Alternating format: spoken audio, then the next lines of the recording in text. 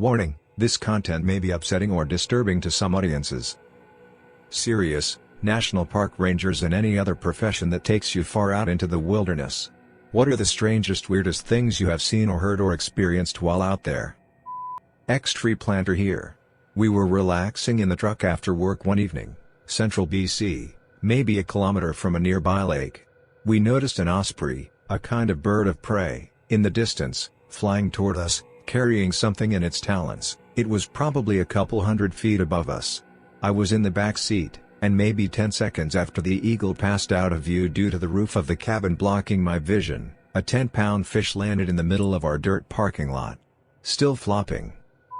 Former Park Service here. Being way the FCK out in Alaska waiting for a float plane to pick me and my partner up after a week of slogging through the tundra. And waiting. And waiting. And running out of food. And eating berries. Made an account just to share this story, which happened today.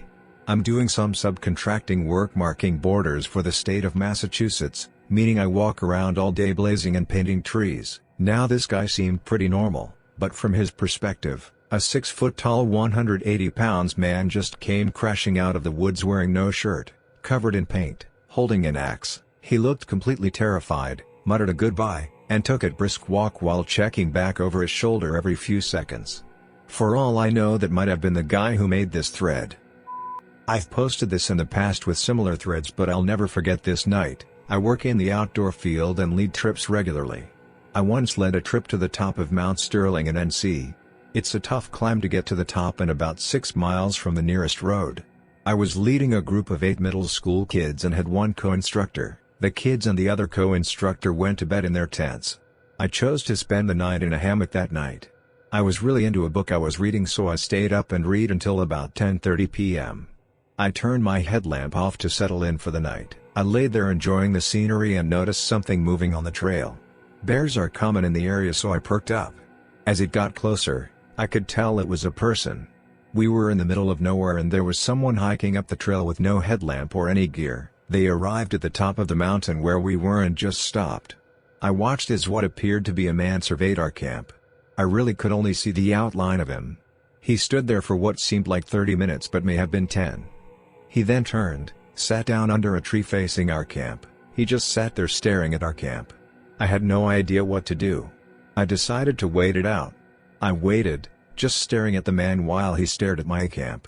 This went on until about 3:30 a.m. Then, he stood up, took a moment to survey my camp a few minutes longer and then went back down the trail he came up on. I was paranoid that we were being followed for the rest of the trip.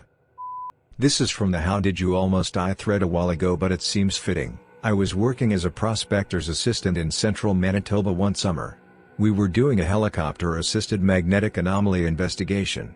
Best summer of my life. You know for sure you are in the middle of nowhere. It was the last day of our campaign. This was a little piece of the property close enough to a road that we didn't need a helicopter. It was a low-priority target that was saved till the end. Around 9 a.m. we heard yelling in the bush. Odd. Nobody else should be out here. We keep on grabbing samples and it's in the back of our mind. Around 11 we hear it again. A little closer this time. We call back, but again it's silent. Now through our travels of this 30 kilometers piece of property we came across many pieces of animal evidence. Deer, moose and rabbit droppings were everywhere. A few carcasses here and there. Bear tracks and bear feces were seen a few times, but nothing prepared us for what happened next. Around noon we were in an old blast hole from the 80s.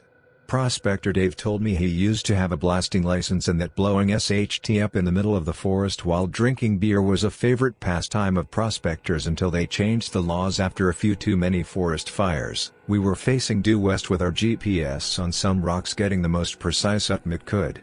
When we hear an earth-shattering, bone-chilling howl. I looked at Dave and he turned so white he was almost green. I picked up the GPS and put it in my belt and unclipped my bear spray safety. Dave calmly said, "We need to leave, but you cannot run. If you run you die." We left most of our sampling SHD there. We also carry these modified steel sledgehammers for breaking rock and scraping moss. Most useful durable thing I've ever had. It's at the ready along with my bear spray and we walk. Longest walk of my entire life. We didn't say a word. I didn't hear anything, but I'm positive they followed us back to the road and into the truck. We drove back to town and proceeded to get thoroughly drunk. There was a group of teens that hadn't been heard from after their scheduled return time from a camping trip. A good friend and I know the area very well, so one of the search and rescue guys we're friends with called us in to assist in the search. We'd been hiking for most of the day and seen nothing. We're about 35 kilometers into the woods at this point when we start noticing odd things. Sticks carved like spears stuck into the ground, weird carvings in the trees, a child's stuffed animal hanging from a noose up in a tree. The really eerie thing was that everything was freshly carved. Somebody had been there within a couple of hours of us and made these things. Mind you, we're still looking for these teens. We get up with the sunrise hoping to cover more ground before it gets too hot. The teens had just been found 20 kilometers east of us. They're calling everybody back. All those weird things we had seen from the day before came flooding back into my mind. We wasted no time hiking out of those woods. For several years I worked out in the forests of a country that experienced a genocide in the not incredibly distant past. Several times I found skulls. Once I was watching where I was going and stumbled on something soft. I looked down and it looked like a very old sweater had been lying there forever. Most of the skeleton was gone. But it was clear there were bones inside the sweater. Somehow that freaked me out more than the skulls. I worked for a summer camp a while ago that was out in the wilderness. Have you ever heard a rabbit dying? That mixed with darkness and being alone is terrifying. Hint: a dying rabbit sounds like a screaming and crying baby. I am a seasonal ranger for my local forest district. Despite the fact that I live in a fairly suburban area, the forest preserves still make up 12% of the county, with much of the property being heavily wooded, not far out wilderness but pretty secluded in some areas. Being a seasonal employee, I have been on the job for a bit over a month now, but in my short time here I have found a dead man in a tree. The rest of the rangers say they find about one suicide a year, so here was the one for the year. When we go around opening parks each day, we drive through to make sure everything is okay. I was mapping one summer, ex-geologist, on the tundra in northern Quebec, Nunavik, approximately 150 to 200 kilometers from the nearest town. I mean, the middle of nowhere. No one was there. No cabins, no ATV routes, nothing. We were walking along when my field partner flipped a rock with his foot, just a random rock of millions, tons of glacial float up there. When a piece of paper flies up from underneath it caught by the breeze, I track down the paper and find that it's folded. I open it up and see that it's a note with the words, "Je t'aime" on it with a drawn heart. I am not a religious or superstitious man. But it felt like the universe or some higher power just reached out and poked me in the chest. I'm a little late to this one. I'm a field biologist, and my job takes me to some fairly remote places. I have two favorite stories. The first was the time I was surveying a remote restoration site near an old trail and I heard someone walking up a nearby path. I turned the corner and there was a shirtless guy swinging a crowbar around in circles, and when he saw me he started yelling, "I've got a crowbar! I've got a crowbar!" I think I nodded at him, squeaked something like, "Nice crowbar," and then ran the mile or so back to my truck. The other event was when I drove up to a site I was supposed to survey that was next to an embankment that dropped off next to the access road. I got out of my truck, turned around, and totally caught two people having sex. Just right there, next to the access road. It's not a paid profession, but hunting takes you pretty deep. I haven't been in the deep woods since I was 15. Probably because I stayed out one night in pup tents with my dad, and I heard a mountain lion scream probably 50 yards away. I can't find a good reproduction of the sound anywhere on the internet, but imagine a woman screaming bloody murder because she's being viciously stabbed to death. Also, it's a mountain lion, it's very close, it's dark, you're a scrawny little 15-year-old, and it's a mountain lion. According to experts, there are no such thing as black mountain lions. By the time I got over the hill they had 3 mountain lions in a tree, a mother and 2 large cubs.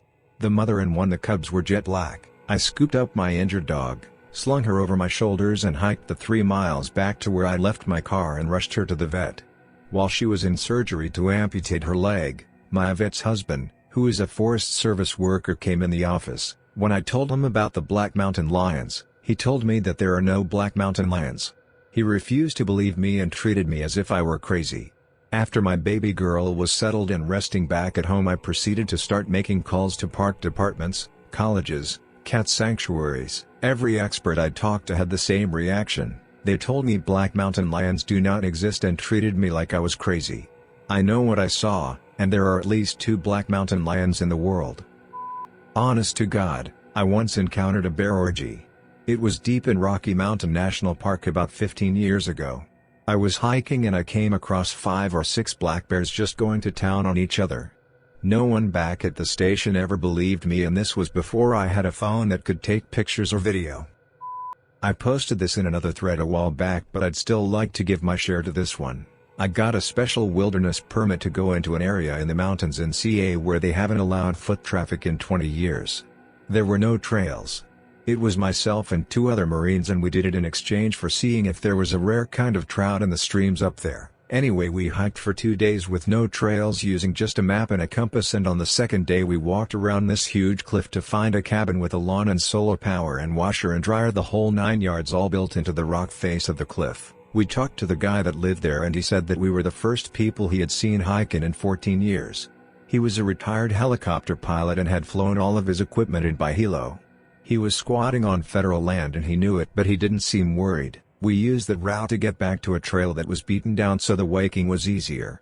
All in all, it was pretty cool. My dad and I would occasionally go hunting together when I was a kid. I was 14 and my dad knew a guy who owned what seemed to buy half of Georgia. I mean, the amount of property this guy owned was ridiculous. He'd always make sure we had a way to call for help before we did it though. I loved camping out there more than I did just going hunting for a few hours then coming home. I liked the woodsman feel of living out in the woods. We woke up early one morning and hiked into the woods. It was still dark when we got to our stand. We didn't see or hear anything. Not even birds. Frustrated, we pack up and look for a spot to camp, and we would set up again later that evening. My dad suggested we go deeper in to better our chances of seeing something, so that's what we did. We hiked for a few hours, found a clearing, set up a small camp, got settled and passed the time freaking ourselves out by talking about Bigfoot and other woodland creatures. We hike a ways away from camp, set up our blind and wait. Again, nothing. We get back and our tent has been pulled up and laid flat. Not in a neat way, but it's just kinda laying there. We thought it was just the wind or something and we didn't put it up right and it collapsed. We didn't think much of it. We settle in for the night, build a really small fire and just relax. Again, not even birds are making a sound. I remember thinking how odd it was to be this deep into the woods and only hear 1 or 2 birds the whole trip. Oh well, maybe we were making too much noise and scared everything off. It's pitch black, middle of the night. I wake up for some reason just to try to go back to sleep. I'm in that half asleep half awake phase when I hear laughter. I kinda jolt awake but don't hear it anymore, so I figured it was a dream. I lay back down and a few minutes later I hear it again. I wake up again, but this time my dad is up too. He whispers and asks, "Did you hear that?" And this is when my heart dropped. He heard the laughing too. It wasn't a dream. We heard it again, but it was faint, and now that I'm actually awake I am paying attention to it. It sounded kind of like several people laughing in unison. It wasn't cackling or hysterical laughter, but just kind of normal laughter. It didn't last but for maybe 5 or 6 long mother-effing seconds. I have never felt that much fear before in my entire life. We packed up as soon as the sun came up, and GTFOD, my dad was convinced someone followed us and was playing a prank. That's why we didn't see anything. He said while we were in the stand and blind, they were scaring all of the wildlife off with their unmasked scent and being on the ground. He says this, but he didn't go back out there for over a month. He wouldn't let my dad hunt there anymore. Didn't say why either. My dad thinks he made the guy think that my dad was crazy or something. I guess it is possible for someone to have followed us out there. They must be legit ninjas though, because we went out before daybreak. Nobody but the owner was parked out there that morning. Sorry if this wasn't really what you were looking for, but it's one of my best stories. Even if nobody I tell it to believes me, I've got goosebumps. From my experience, which is admittedly lacking, only been in the profession for a year, the most startling parts of the wilderness are not the wildlife you run into, but the people. We were out on a spike trip once and we were hiking a rarely used trail, more like a goat path, and there was some rustling off in the woods.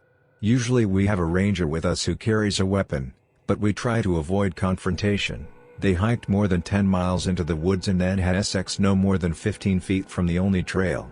It was startling. If you made it to the end of the video, thanks for watching. Don't forget to like, Subscribe and share, and we will see you in the next video.